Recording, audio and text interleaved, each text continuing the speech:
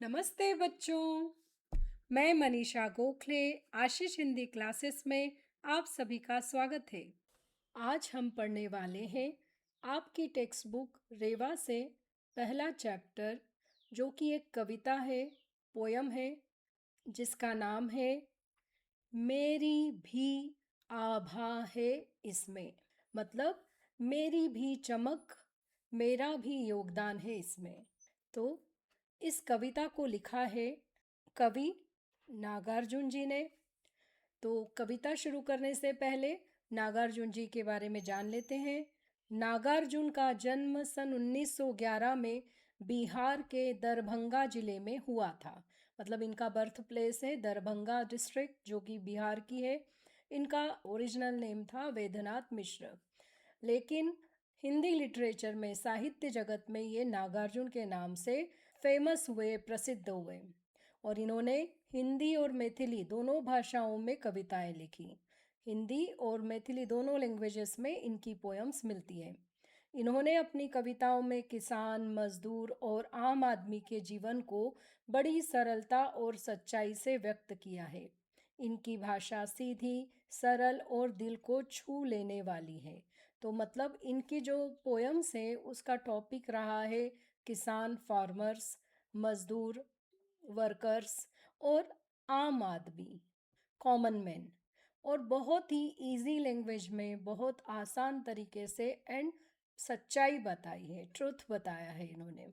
कविता पढ़ने से पहले इस कविता में आए कठिन शब्द और उनके अर्थ मैं यहाँ दे रही हूँ। हिंदी के साथ साथ इंग्लिश में भी इनके मीनिंग्स दे रही हूँ, ताकि आपको पोयम को समझने में, कविता को समझने में आसानी हो। तो चलिए शुरू करते हैं। मेरी भी आभा है इसमें। आभा का मीनिंग होता है चमक, शाइन, ग्लो। तो यहाँ पर पोएट कह रहा है कि मेरी भी चमक, मेरा भी कंट्रीब्यूशन है इसमें। किसमें कंट्रीब्यूशन है, आइए इस कविता को पढ़कर जानते हैं। नए गगन में नया सूर्य जो चमक रहा है। गगन मतलब आसमान या फिर स्काई आप जिसको कहते हैं। तो पोएट कह रहा है कि जो आसमान है वह उसे नया लग रहा है, क्योंकि हर दिन चेंजेस आ रहे हैं, वर्ल्ड में भी चेंजेस आ रहे हैं और नेचर में भी चेंजेस आ रहे हैं। इसलिए वह जो आसमान या स्काई है उसे नया कह रहा है। और वह कह रहा है कि इस आसमान में नया सूर्य, उसे सूर्य भी कैसा लग रहा है, नया लग रहा है। सूर्य मतलब सूरज। तो यह सूरज आसमान में चमक रहा है, जो नया सा लग रहा है। यह विशाल भूखंड आज जो दमक रहा है। फिर वह नीचे के लैंड एरिया के बारे में बात कर रहा है। विशाल मतलब बहुत बड़ा, वेरी जायंट या लार्ज। तो वह कह रहे हैं कि ये जो नीचे की जो धरती है, जो बहुत बड़ा भूखंड है, धरती का हिस्सा है, वह भी दमक रहा है। दमकने का भी मतलब होता है चमकना, शाइन करना, ग्लो करना। तो वह भी क्या कर रहा है, चमक रहा है। अब यह क्यों चमक रहा है, क्या केवल सूरज की रोशनी से चमक रहा है, नेचर के कारण चमक रहा है? तो देखिए, आजकल हर दिन नई प्रोग्रेस, नई प्रगति हो रही है। ज़मीन पर हम नई नई बिल्डिंग्स बना रहे हैं, नई नई कंस्ट्रक्शंस हो रहे हैं, रास्तों को साफ़ सुथरा रखा जाता है, रास्तों को पक्का किया जाता है। ऐसे ही नेचर में भी जगह जगह पर लैंडस्केपिंग की जाती है, प्लांट्स लगाए जाते हैं, गार्डन्स लगाए जाते हैं। तो यहाँ पर कवि कहना चाहता है कि इन सब बातों में केवल नेचर ही नहीं, हम ह्यूमन बींग्स का कंट्रीब्यूशन भी बहुत इम्पॉर्टेंट है। मतलब हमारा जो योगदान है वह भी महत्वपूर्ण है। प्रकृति और मनुष्य दोनों के एक दूसरे के साथ काम करने से ही यह जो वर्ल्ड है, यह जो संसार है, वह सुंदर बनता है और अच्छा बनता है। तो इसलिए वह कह रहे हैं कि केवल सूरज की रोशनी से ही यह जो विशाल भूखंड है, ये जो बड़ी सी धरती है, वो चमक नहीं रही है, बल्कि मेरी भी आभा है इसमें। आभा मतलब चमक या योगदान। तो कवि कह रहे हैं कि मेरा भी योगदान है इसमें, मैंने भी इसमें कंट्रीब्यूशन दिया है, मैंने भी इसमें एफर्ट लगाए हैं, तब जाकर यह धरती इतनी चमक रही है या यह सूरज इतना अलग लग रहा है। भीनी भीनी खुशबू वाले रंग बिरंगे यह जो इतने फूल खिले हैं। अब पोएट बात कर रहा है गार्डन या बगीचे में खिले हुए फूलों की। ये जो खिले हुए फूल हैं, यह क्या देते हैं? खुशबू देते हैं, फ्रेग्रेंस देते हैं। और इनकी खुशबू कैसी है? भीनी भीनी। मतलब इन फूलों से मंद मंद हल्की हल्की खुशबू आ रही है। और ये फूल कैसे हैं? रंग बिरंगे। रंग बिरंगे मतलब कई रंग के, कलरफुल हैं। तो ये जो कलरफुल फूल जो कि बगीचे में खिले हैं या जगह जगह पर पेड़ पौधों पर ये जो फूल खिले हुए दिख रहे हैं, वो किसके कारण है? उसमें ह्यूमंस का एफर्ट भी है।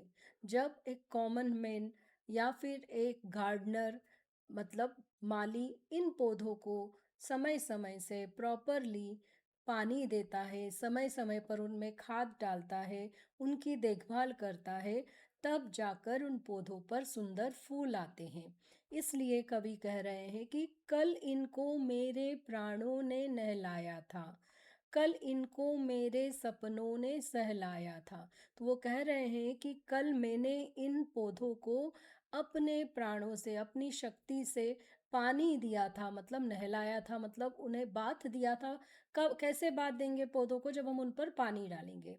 तो इसलिए वो कह रहे हैं कि मैंने अपनी जीवन शक्ति उनमें डाली थी। मैंने पानी ही नहीं दिया, उन्हें अपनी जीवन शक्ति भी दी थी, लाइफ भी दिया था उन्हें। और उन्हें बड़े प्यार से मैंने सहेजा भी था, बहुत प्यार से सहलाया भी था। जैसे कि हम ऐसे हाथ लगा लगा के किसी को प्यार से सहलाते हैं, वैसे मैंने भी सॉफ्ट हैंड से उन पेड़ पौधों को सहलाया था। इसलिए आज ये जो चमक रहे हैं, इसलिए आज ये खिले हुए हैं, ये जो खुशबू दे रहे हैं, इसमें मेरी भी आभा है, मेरा भी योगदान है, मेरा भी कंट्रीब्यूशन है कि ये जो पेड़ पौधे आज खिले खिले से लग रहे हैं, इन पर फूल खिलखिला रहे हैं, तो वह मेरी मेहनत से भी है।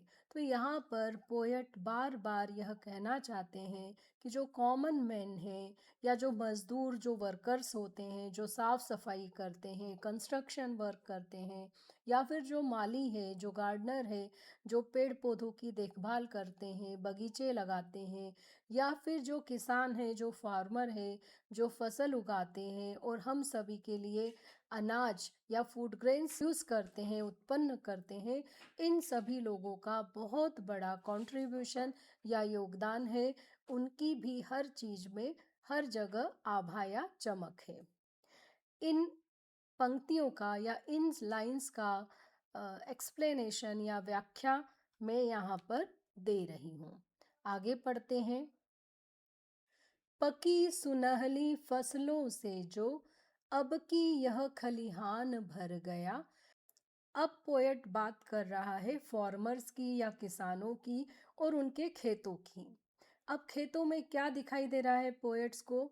ऐसी लहलहाती फसलें दिखाई दे रही हैं। अब आप देख सकते हैं कि ये फसलें पक चुकी हैं, राइप हो गई हैं, और इनमें ये फूड ग्रेन्स दिखाई दे रहे हैं। ये कैसे हैं? सुनहली। सुनहली मतलब सोने जैसे रंग के हैं। इसलिए एक पोएट कह रहा है कि जो पकी सुनहली फसलें हैं, सोने जैसे रंग की, इस पर जो अनाज लगा हुआ है, उसके कारण इसे सुनहली या सुनहरे रंग का कहा गया है। तो पोएट कह रहा है कि पकी सुनहली फसलों से, जो हमें हर जगह खेतों में ये सुनहली फसलें दिखाई दे रही हैं, या फिर इन फसलों को काटकर जब खलिहान में रखा गया है, जो बान होता है जहाँ पर कि फूड ग्रेन्स को स्टोर करके रखा जाता है, तो वह भी भर गया है। अब इतनी अच्छी फसल होना, इतना अच्छा क्रॉप होना और इतना अच्छे फूड ग्रेन्स होना, यह किसके कारण हुआ है? यह हुआ है जो किसान है, जो फार्मर है, उसके एफर्ट्स के कारण। इसलिए पोएट कह रहा है कि मेरी रग रग के शोणित की बूंदे इसमें मुस्काती है।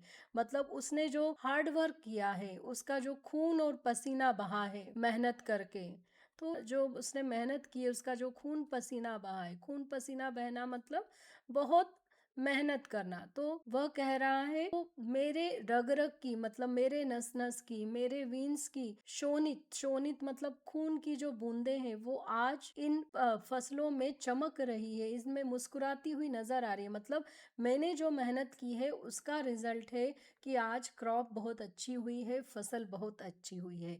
या नए गगन में नया सूर्य जो चमक रहा है, आज जो नया दिन सा लग रहा है, आसमान भी नया नया सा दिख रहा है, सूर्य भी नया लग रहा है, सब कुछ चेंज लग रहा है।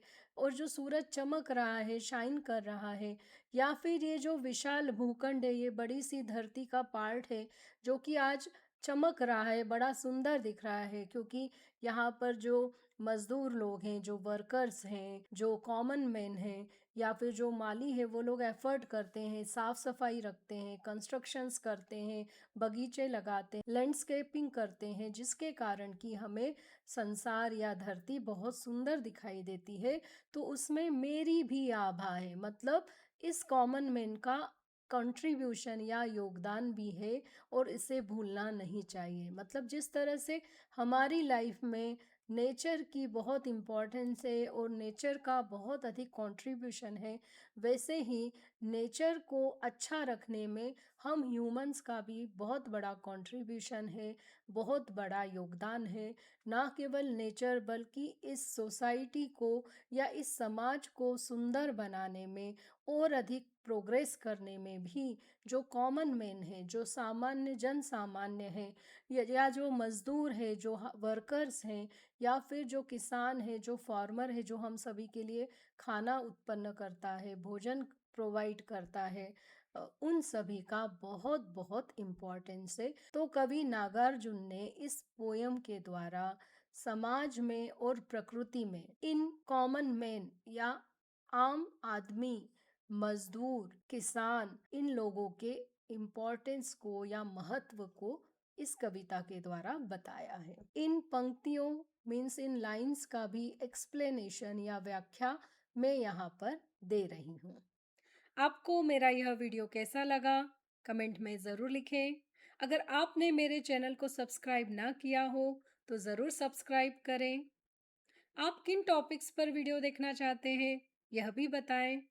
अगले वीडियो में हम डिस्कस करेंगे इस चैप्टर के क्वेश्चन आंसर्स। तब तक के लिए धन्यवाद।